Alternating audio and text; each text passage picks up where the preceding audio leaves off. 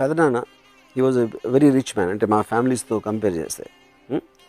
ఆయనకి ఆ రోజుల్లో నేను చెప్పేది, నేను 10th స్టాండర్డ్లో ఉన్నప్పుడు ఆయనకి ఏదో ₹1,00,00,000 ఎంతో ఆస్తుంది. ఆయన ఏమో సైకిల్ మీద వెళ్తారండి షాప్కి.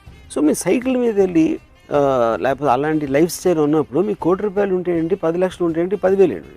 దాచుకోవడం, స్టింజీగా ఉండడం, ఇంకోటితో కంపేర్ చేయడం అనేది ఆ క్వాలిటీస్ తప్పు, కానీ అది డబ్బు వల్ల వచ్చిన క్వాలిటీస్ కాదు. See, all this again is coming back to one fundamental thing. First మనం డబ్బుని ఎలా డిఫైన్ చేస్తాం?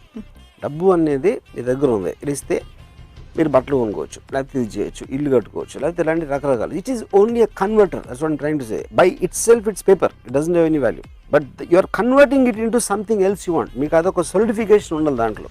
ఈ మార్కెట్లో మీకు ఏమి లేవు అనుకోండి, మీ నోట్లు కట్టలు ఉంటే how does it make a difference?